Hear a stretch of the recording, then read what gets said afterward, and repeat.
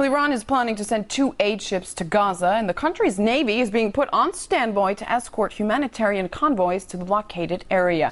It's a move that threatens to escalate the already tense mood with Israel. Let's get more details from RT's Paula Sleer, who's in Tel Aviv for us. Hi there, Paula. So Iran is joining in. Just what is this going to do to an already tense situation? I mean, if there's confrontation between the Iranian Navy and Israeli Defense Forces on open water, what could that mean for the world? Well, as you can well imagine, people on high alert here. What we are hearing is that Iran's Red Crescent has announced it is sending 2 aid ships to Gaza by the end of the week. Now, this announcement comes after a meeting between the Red Crescent and the Iranian Foreign Ministry. We understand that one of those ships will contain foodstuffs and medicines. The other will contain Iranian relief workers. And the Red Crescent has sent out an appeal in Iran for people to come forward to volunteer to be part of this mission. Back in December 2008, Iran tried a similar attempt to send a humanitarian aid ship to Gaza, but that ship too was intercepted by the Israeli Navy and refused to dock in Gaza. This comes hot on the heels of Iran's Revolutionary Council announcing that it will escort the ships to Gaza. We understand that Iran's supreme leader, the Ayatollah Ali Khamenei, has called for the prosecution of the Israeli Prime Minister Benjamin Netanyahu and the Israeli Defense Minister Ehud Barak. He is blaming the United States, France and Britain for the flotilla deaths on Monday. He's also calling for an international investigation. But having said that, the Israeli Prime Minister Netanyahu says that there will be no United Nations probe. This is despite the EU and France saying that they will check the ships prior to them sailing to Gaza to make sure that all the cargo on board is legitimate.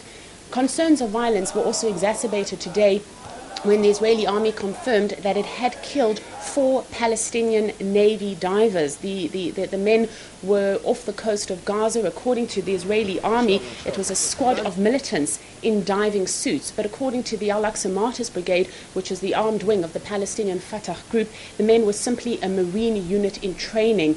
So yes, people concerned here in the region, in light of these latest killings and also in light of the announcement from Iran that it will be sending these ships that can only escalate already high tensions between Iran and Israel.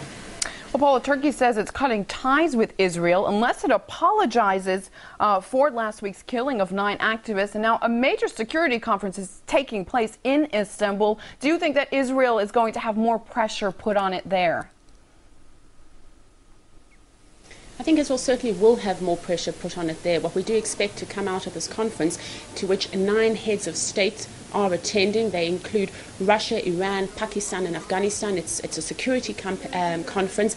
We expect that there will be increased calls for isolation of Israel, for international punishment. The conference is 2 days. Tomorrow, the Russian Prime Minister Vladimir Putin is expected to attend as well. Israel will not be sending a high-level delegation, but rather a member from its consulate in Ankara and Istanbul. We also are hearing in the Turkish press today that Turkey has cut all military ties with Israel.